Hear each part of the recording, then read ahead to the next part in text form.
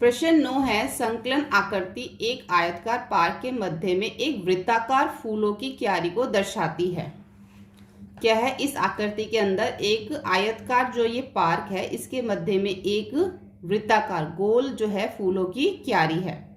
ज्ञात कीजिए पूरे पार्क का क्षेत्रफल। एक तो हमें पूरे पार्क का क्षेत्रफल निकालना है, फूलों की क्यारी का क्षेत्रफल निकालना है, फूलों की क्यारी को छोड़कर पार्क का क्षेत्रफल निकालना है और क्यारी की परिधि भी निकालनी है। इसमें हमें 4 चीजें निकालनी है, लेकिन चारों बहुत सिंपल है।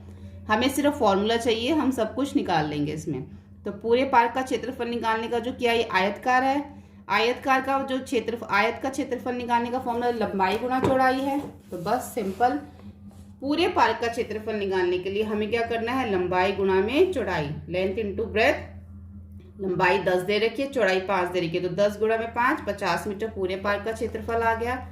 फूलों की क्यारी का क्षेत्रफल हमें इसके अंदर जो है त्रिज्या 2 सेंटीमीटर दे ही रखी है, 2 मीटर दे रखी है, तो त्रिज्या हमें कितनी दे रखी है, 2 मीटर।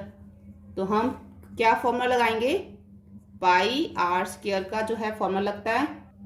क्यारी जो है वो गोल है और उसके अंदर त्रिज्या हमें 2 सेंटीमीटर दे रखी है, तो पाई आर स्क्वायर का पाई की वैल्यू 3.14, आर 2 हमें दे रखा है, 2 मीटर स्क्वायर है तो 2 बार लिखेंगे, 2 गुणा में 2 4, उसको इससे गुणा कर देंगे, 12.56 मीटर जो है क्यारी का जो है ये, हमें क्यारी का क्या निकालना था, पूरी क्यारी का क्षेत्रफल आ गया ये, ठीक है, क्यारी का क्षेत्रफल आ गया। अब शेष भाग का क्षेत्रफल, यानी कि जो पार्क था उसमें से हमें क्यारी का क्षेत्रफल माइनस करना होगा। पूरे पार्क का क्षेत्रफल हमने 50 मीटर निकाल लिया था, क्यारी का क्षेत्रफल भी निकाल लिया, बस हम क्या करेंगे, दोनों को माइनस कर देंगे, तो जो बचा हुआ है उसका क्षेत्रफल भी निकल आएगा 37.44 मीटर स्क्वायर, ठीक है। अब फूलों की जो क्यारी है इसका हमें परिधि निकालनी है इसकी, ठीक है। तो फूलों की क्यारी का परिधि का फॉर्मूला क्या है, 2 पाई आर, ये फॉर्मूला लगा देंगे हम, 2 की जगह 2, पाई की वैल्यू 3.14, आर हमें 2 दे रखा, इन तीनों को गुणा कर देंगे तो 12.56 मीटर आ गया, ठीक है। तो इस तरीके से हमारा ये प्रश्न 9 हो जाएगा। अब प्रश्न 10 देखते हैं। प्रश्न 10 को थोड़ा अच्छे से समझेंगे। देखो यहाँ पे हमें कुछ दी गई आकृतियों में हमें यहाँ पे 2 आकृतियां दी गई हैं। इसमें छायांकित भाग का क्षेत्रफल ज्ञात कीजिए। हमें सिर्फ इसका, ये जो छाया वाला भाग है इसका, और जो ये छाया वाला भाग है इसका हमें क्षेत्रफल निकालना है। ये जो हमारी आकृति है इसके अंदर देखो हमें सबसे पहले क्या करना होगा, ये हमें जो डी सी ई एफ और डी, हमें इस छायांकित भाग का हमें क्षेत्रफल निकालना है ना, तो उसके लिए हमें पूरे ए बी सी डी का क्षेत्रफल निकालना होगा। उसमें से हम माइनस करेंगे, पूरा ए बी सी डी क्या है, हमारा एक आयत है, इस आयत में से हमें माइनस करना होगा ई बी सी, ये हमारा एक त्रिभुज है, उसमें से हमें माइनस करना होगा ई ए ई एफ, यानी कि जब हम पूरे आयत का क्षेत्रफल निकालेंगे उसमें से हम माइनस करेंगे इस त्रिभुज का क्षेत्रफल और इस त्रिभुज का क्षेत्रफल, यानी कि हमें एक आयत और 2 त्रिभुज के क्षेत्रफल निकालने होंगे, तब हमारा जो है ई सी डी एफ का जो क्षेत्रफल है, छायांकित भाग का क्षेत्रफल अपने आप निकल आएगा, ठीक है। तो छायांकित भाग D C E F D का क्षेत्रफल निकालने के लिए इज इक्वल टू आयत का क्षेत्रफल माइनस त्रिभुज ईबीसी का माइनस त्रिभुज ई ए एफ का क्षेत्रफल, जो त्रिभुज के नाम है वो हमने वहां पे लिख दिए। आयत का क्षेत्रफल निकालने का फॉर्मूला क्या है, लंबाई गुणा में चौड़ाई, और त्रिभुज का क्षेत्रफल निकालने का फॉर्मूला क्या है, 1/2 आधार गुणा में ऊंचाई। माइनस का साइन आपको जहां पे है वहां पे लगाना है।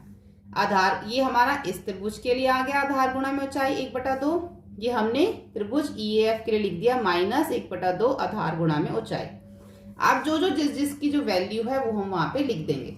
लंबाई आयत की दे रखी है 18 सेंटीमीटर, चौड़ाई दे रखी है 10 सेंटीमीटर, और जो हमारा त्रिभुज है त्रिभुज बी यहाँ पे दे रखा है EBC, इस त्रिभुज के अंदर जो हमें आधार दे रखा है वो 8 सेंटीमीटर, ऊंचाई हमें दे रखी है 10, तो 1/2 आधार गुणा में ऊंचाई यहाँ पर हो गई। फिर हमें जो एक और त्रिभुज दे रखा है, त्रिभुज AEF, इस त्रिभुज का भी हमें आधार 10 सेंटीमीटर दे रखा है, ऊंचाई हमें इसके अंदर F तक 6 सेंटीमीटर दे रखी है, तो 1/2 आधार गुणा में ऊंचाई। इन दोनों को गुणा करेंगे तो 180 आ जाएगा। 2 एकम 2, 2 चौक 8, 10 को 4 से गुणा किया 40 आ गया। 2 एकम 2, 2 पंचे 10, 5 को 6 से गुणा किया 30 आ गया। 180 में से 40 को माइनस किया 140, 140 में से 30 को माइनस किया 110 सेंटीमीटर स्क्वायर, यानी कि जो हमारा छायांकित भाग है इसका क्षेत्रफल निकला 110 सेंटीमीटर स्क्वायर। ठीक है, हमने किया क्या है, पूरे एबीसीडी का क्षेत्रफल में से, ये हमारा एबीसीडी का क्षेत्रफल था, लंबाई गुणा चौड़ाई, इसमें से माइनस कर दिया हमने ईबीसी त्रिभुज का क्षेत्रफल, उसमें से माइनस कर दिया त्रिभुज ईएएफ का क्षेत्रफल। प्रश्न के अंदर हमें सबका आधार और लंबाई, आधार और ऊंचाई जो हमें दे रखी है, ये आधार है, ये ऊंचाई है, ये आधार है, ये ऊंचाई है। ठीक है, त्रिभुज का ये हमें इन्होंने दे रखा है, हमने सिर्फ उसकी वैल्यू रखी है और उसको कैलकुलेट किया है। ऐसे एक जो दूसरा पार्ट है इसमें भी हमें देखो ऐसे ही करना है। अब हमें ये वर्ग दे रखा है, ये वर्ग है पूरा का पूरा। अब इसमें 3 त्रिभुज दे रखे हैं, एक त्रिभुज है PQT, ये त्रिभुज है, एक त्रिभुज है इसमें QRU, दूसरा त्रिभुज है, तीसरा है TSU, तीसरा त्रिभुज है। हम इस वर्ग में से इन तीनों त्रिभुजों का, पहले तो हम पूरे वर्ग का क्षेत्रफल निकाल लेंगे, फिर हम इस त्रिभुज का क्षेत्रफल निकालेंगे, फिर हम इस त्रिभुज का क्षेत्रफल, इस त्रिभुज का क्षेत्रफल। इन तीनों त्रिभुज के क्षेत्रफल को हम पूरे PQRS के क्षेत्रफल में से माइनस जब कर देंगे तो हमारा ये बीच का जो छायांकित भाग है इसका क्षेत्रफल अपने आप निकल आएगा। आपको वर्ग के क्षेत्रफल निकालने का फॉर्मूला पता है, भुजा गुणा भुजा। हमें देखो ये वर्ग की एक साइड दे रखी है 20 सेंटीमीटर, हम जानते हैं वर्ग की चारों भुजाएं एक समान होती है, अगर ये 20 है तो ये चारों भी 20 सेंटीमीटर है।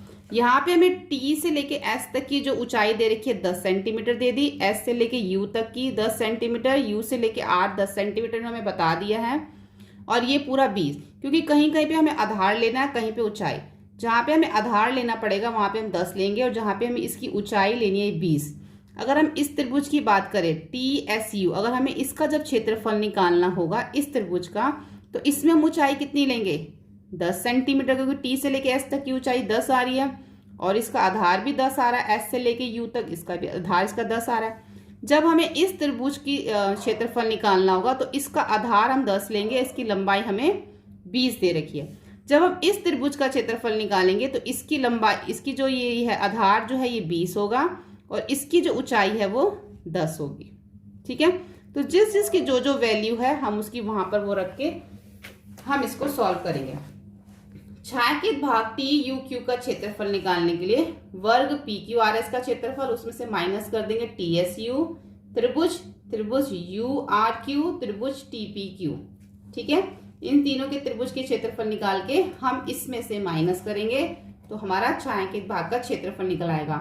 वर्ग का क्षेत्रफल निकालने का फॉर्मूला भुजा गुणा भुजा, त्रिभुजों का क्षेत्रफल निकालने का आधार 1/2 आधार गुणा में ऊंचाई, फिर -1/2 आधार गुणा में ऊंचाई, फिर -1/2 आधार गुणा में ऊंचाई। तो पहला है भुजा गुणा भुजा PQRS, तो 20 गुणा 20 हो गया। ठीक है, अब जो पहला त्रिभुज है हमारा TSU, उसके बाद उसका लिखा हमने 1/2, उसके आधार में 10 दे रखा, उसकी ऊंचाई भी 10 दे रखी है, जैसे भी आपको मैंने दिखाया था। ऐसे UQR का 1/2 हो गया, इसका आधार 10 है, इसकी ऊंचाई 20 है। TPQ के अंदर 1/2, आधार इसका 20 है, ऊंचाई इसकी 10 है। अब हम इसको कट कर लेंगे, पहले 20 को 20 से गुणा करेंगे, कितना आ जाएगा 400, 2 एकम 2, 2 पंचे 10, 10 को 5 से गुणा करेंगे 50, फिर माइनस, फिर 2 एकम 2, 2 पंचे 10, 20 को 5 से गुणा करेंगे 100 आ गया, फिर माइनस, फिर 2 एकम 2, 10, 10 को 10 से गुणा करेंगे फिर 100 आ गया। ठीक है, तो ये आ गया हमारा 400। अगर हम इन तीनों को जमा कर लेते हैं, क्योंकि माइनस माइनस प्लस, अगर मैं इसको -50 ही लिख देती हूँ और इन दोनों को जमा कर लेती हूँ, माइनस माइनस प्लस हो गया, तो कितना आ गया -200। अब इन दोनों को प्लस कर लो, माइनस माइनस प्लस 250, 250। अब 400 में से 250 को माइनस कर लो, तो इसके बाद हमारा आ जाएगा 150। ठीक है, तो क्या आया 150 सेंटीमीटर स्क्वायर जो है वो छायांकित भाग जो था TUQ, उसका क्षेत्रफल हमारा 150 निकल आया। ठीक है, तो इस तरीके से हमें प्रश्न 10 करना है। हमें कहीं पे भी कंफ्यूज नहीं होना, बहुत इसको सिंपल लेके चलना है। अगर आप कंफ्यूज हो गए तो कैलकुलेशन में भी गलती हो सकती है। ठीक है, तो अब हम करते हैं प्रश्न 11। प्रश्न 11 में चतुर्भुज ABCD का क्षेत्रफल ज्ञात कीजिए। इस चतुर्भुज का क्षेत्रफल, यहाँ हमें AC 22 सेंटीमीटर, BM DN सबकी जो है हमें यहाँ पे मेजरमेंट दे रखी है, और जो लंब है वो भी हमें बता रखा है। जो BM है वो AC पे लंब है, और जो DN है वो AC पे लंब है, यानी कि इसके ऊपर ये भी लंब है और इसके ऊपर ये भी लंब है। ठीक है, तो हमें इसका क्या निकालना है, चतुर्भुज का क्षेत्रफल निकालना है ABCD का। तो ABCD का क्षेत्रफल निकालने के लिए त्रिभुज ABC का क्षेत्रफल निकाल लेंगे और त्रिभुज ACD का क्षेत्रफल निकाल लेंगे। अब इसमें ABC और ACD क्या दे रखा है, देखो इसके अंदर दो त्रिभुज दे रखे हैं। एक त्रिभुज हमारा ये दे रखा है ऊपर, एक त्रिभुज हमारा नीचे दे रखा है। ये जो बीच में हमें लंब दिया है ना, इससे हमें क्या पता चल रही है, ऊंचाई पता चल रही है। ऊंचाई पता चलेगी तभी हम त्रिभुज का क्षेत्रफल निकाल पाएंगे। जब तक त्रिभुज की ऊंचाई नहीं होती हम उसका क्षेत्रफल नहीं निकाल सकते। तो हम इन दोनों का जब क्षेत्रफल निकाल लेंगे और दोनों को कर देंगे प्लस, तो पूरे चतुर्भुज का क्षेत्रफल निकल आएगा। ठीक है, अब यहाँ पे हम ऐसे ही करेंगे। जो हमें ABC का क्षेत्रफल 1/2, यहाँ पे हमें जो है आधार कितना दे रखा है, 22 मीटर दे रखा है, 22 सेंटीमीटर, और ऊंचाई कितनी दे रखी है, 3 सेंटीमीटर। देखो ऊपर वाले जब क्षेत्रफल की बात करते हैं तो आधार कितना दे रखा है, 22 सेंटीमीटर, ऊंचाई कितनी दे रखी है, 3 सेंटीमीटर। तो आधार गुणा में ऊंचाई करते हैं। ठीक है, आधार गुणा में ऊंचाई लिख लो या आधार गुणा में लंबाई लिख लो, एक ही बात है। जैसे हमने प्रश्न 10 में भी किया था, आधार गुणा में लंबाई। तो 1/2 ये हो गया हमारा आधार, और ये हो गई हमारी लंबाई या ऊंचाई कह लो। इन दोनों को हमने गुणा करना, 2 एकम 2, 2 एकम 2, 2 एकम 2, 11 और 3 बचा 33। फिर ऐसे ही ACD का भी करेंगे, जो नीचे वाला त्रिभुज है, इसमें भी 2 एकम 2, 2 एकम 2, 2 एकम 2, 11 को 3 से करेंगे 33। इन दोनों 33 को जब जमा कर देंगे तो 66 सेंटीमीटर स्क्वायर जो है वो चतुर्भुज का क्षेत्रफल निकल आएगा। ठीक है, नीचे वाला जो हमने निकाला है ADC, उसका भी आधार हमारा यही बनेगा। ऊंचाई उन्होंने हमें दे रखी है लंबाई 3 सेंटीमीटर, तो यहाँ पे भी हमने सेम वैसे करना है और यहाँ पे भी हमें सेम वैसे करना है, इसलिए हमारा दोनों का 33 आ रहा है। ठीक है, 1/2 आधार गुणा में लंबाई प्लस 1/2 आधार गुणा में लंबाई। जब 2 से काटते तो यहाँ पे भी 11 बचा, 11 गुणा में 3, यहाँ पे भी 11 बचा, 11 गुणा में 3, 33 जमा में 33, 66 सेंटीमीटर स्क्वायर चतुर्भुज का क्षेत्रफल आ गया। यहाँ पे जो हमारी एक्सरसाइज है और हमारा जो ये अध्याय है, प्रश्नावली और अध्याय दोनों खत्म हो जाते हैं, कंप्लीट हो जाते हैं। अगर आपको हमारी सभी वीडियोस हेल्पफुल लगती हैं तो प्लीज आप इसे लाइक, शेयर एंड सब्सक्राइब करें।